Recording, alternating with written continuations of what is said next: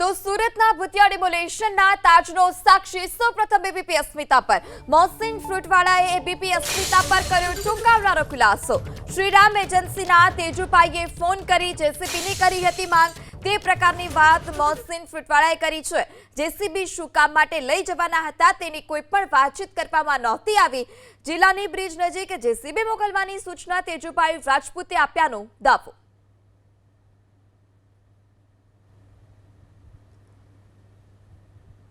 ત્યારે જેસીબીના કોન્ટ્રાક્ટર ખુદ ગેરકાયદે ડિમોલેશનનો સ્વીકાર કરી રહ્યા છે।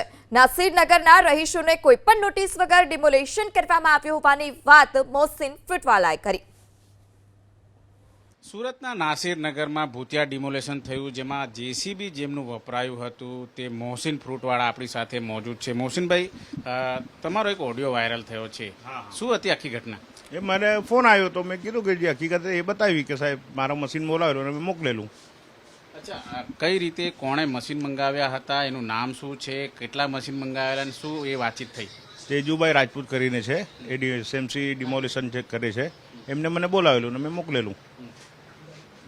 શું મંગાવ્યું હતું તમારી પાસે? મારી પાસે પોકલાઇન મશીન 2 મંગાવેલા હતા, તો મેં કીધું એક જ અવેલેબલ છે, એક મોકલ્યું, મેં એક મશીન મોકલી દીધેલું।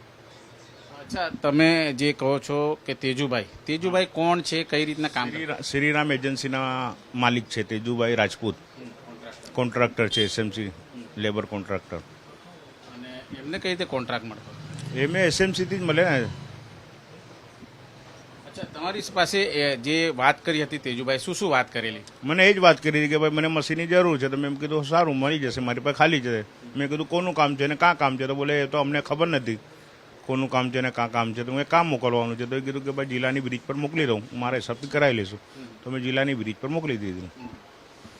તમને ખબર છે કે નાસિરનગરમાં જે ડિમોલેશન થયું છે, ભૂતિયા ડિમોલેશન? હા ખબર છે, જો ને પેપરમાં બધું ટીવીમાં આવે જ છે, બધું જોઉં છું, ઇન્સ્ટાગ્રામ પર આવે છે। તમારી કેટલી મશીનરી ત્યાં પહોંચી? મારી એક જ મશીન પહોંચી, મારી 2 મંગાવેલી મારી પાસે, પણ મેં એક મોકલેલી, મારી પાસે એક જ અવેલેબલ હતી। અચ્છા, ડિમોલેશન ક્યારે થયું, ક્યારે પૂરું થયું, કઈ રીતે? ડિમોલેશન કે સવારે 9-1 વાગે ચાલુ થયું ને સાંજે 6-6:30 વાગ્યા સુધી પૂરું થઈ ગયું। જે તમને ઓર્ડર આપવાવાળા છે એનું નામ શું છે અને એને કોણે ઓર્ડર આપ્યો હોય? આપણે તેજુભાઈ રાજપૂતે મને બોલાવેલું અને મને એને ઓર્ડર આપેલું। અને તેજુભાઈને કોણે ઓર્ડર આપેલો? તેજુભાઈને સેન્ટ્રલ ઝોનમાંથી ઓર્ડર મળેલું છે।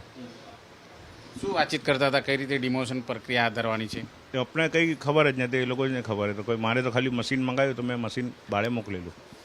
ડિમોલેશન બાબતે શું કહેશો તમે? એ જે ખોટું થયું છે ગરીબ વાતે, એ લોકોને વિશ્વાસમાં લેવાનો હતો, ઝૂંપડા આપવાના હતા અને પછી ડિમોલેશન કરવાનું હતું।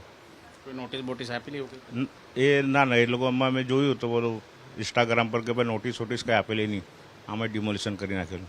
તમને લાગે છે ખોટું થઈ ગયું? હા, ખોટું થયું છે। બિલકુલ, મોહસિનભાઈ ફ્રૂટવાળા પણ માની રહ્યા છે કે ખોટું થઈ ગયું। તેમની મશીનરીથી નાસિરનગરનું ડિમોલેશન છે એ થયું હતું અને અત્યારે હાલ તેમનો એક ઓડિયો છે એ જબરદસ્ત વાયરલ થયો છે। કેમેરામેન રાકેશ પાનવાલા સાથે ધનરાજ બાગલે, એબીપી અસ્મિતા, સુરત। તો સુરતના ભૂતિયા ડિમોલેશન મુદ્દે કોઈ ફોડ પાડવા માટે તૈયાર નથી મનપા ફોડ પાડી રહ્યું કે નથી પોલીસ અધિકારીઓ કોઈ ફોડ પાડી રહ્યા, તે તમામ લોકો ત્યાં હાજર પણ હતા અને આ તમામ વચ્ચે જે એક સૌપ્રથમ સાક્ષી હતા તે પણ એબીપી અસ્મિતા પર આવ્યા છે, મોહસિન ફ્રૂટવાળા, કે જેઓ એબીપી અસ્મિતા પર ચોંકાવનારો ખુલાસો કર્યો। શ્રીરામ એજન્સીના તેજુભાઈ કે જેઓએ ફોન કરીને જેસીબીની માંગ કરી હોવાની વાત મોહસિન ફ્રૂટવાળાએ કરી છે। જેસીબી શું કામ માટે લઈ જવાના હતા તેની પણ કોઈ વાતચીત નથી થઈ। જિલ્લાની બ્રિજ નજીક જેસીબી મોકલવાની તેજુભાઈ રાજપૂતે સૂચના આપી હોવાનો દાવો। ત્યારે ઓડિયો શું વાયરલ થયો હતો તે પણ સાંભળી લઈએ। આ જે મશીન મોકલ્યા હતા એ કેવી રીતે મોકલ્યા હતા? એમ કોર્પોરેશન એસએમસી લેબર કોન્ટ્રાક્ટર જે છે ને તેજુભાઈ, શ્રીરામ એજન્સી વાળા, ફોન આવ્યો અમારે પછી, કીધું કે અમને મશીન જોયું છે ભાડેથી, અમને ભાડેથી એમને મશીન આપ્યું। એટલે એક મશીન નું ભાડું શું છે એવું કઈ જાણી શકું ખરા હું? એક મશીન નો ભાડો અમારે કલાકનો 2200 રૂપિયા થાય છે। કલાકના 2200? હા, અને પેલું ટ્રેલર ભાડું આપવું પડે 3500 રૂપિયા આવવાના, 3500 જવાના। એવું? 7,000 ટ્રેલર ભાડો અને કલાકના 2200 રૂપિયા।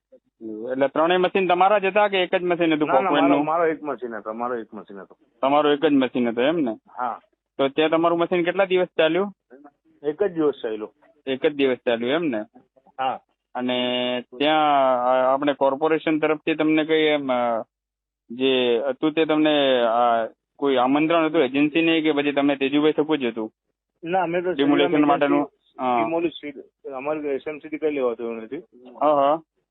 અમે તેજુભાઈ હસ્તકે મોકલેલું. એટલે તેજુભાઈ એટલે મેન તેજુભાઈ ની ફ્રોમ કઈ? શ્રીરામ એજન્સી. શ્રીરામ એજન્સી એમ ને? હા.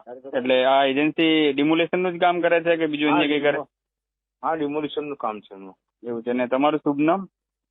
મારું મોહસિનભાઈ ફ્રૂટ વાળા, સલીમભાઈ ફ્રૂટ વાળાનું સન. એવું છે એમ ને? તમે આના બાબતે ઇન્ટરવ્યુ આપી શકો ખરા? અથવા તેજુભાઈ? તેજુભાઈ હાથે જ વાત કરી લો, એ જ ઇન્ટરવ્યુ આપી દે ને. અમારું કઈ લેવું દેવું નહીં, અમે તો ભાડું પછી. હા, તો તેજુભાઈ નો મને નંબર આપશો તમે? હા, આપું ને તેજુભાઈ નંબર. હા બોલો. હા, ચાલુ 1 મિનિટ 2 મિનિટ ચાલુ રાખો. ત્યાં તમારું કેટલા કલાક મશીન ચાલ્યું હતું? મારું મશીન 5-6 કલાક ચાલ્યું હતું. 6 કલાક ચાલ્યું ને ત્યાં? તેજુભાઈ નંબર આપો ને. હા હા, ચાલુ કરો.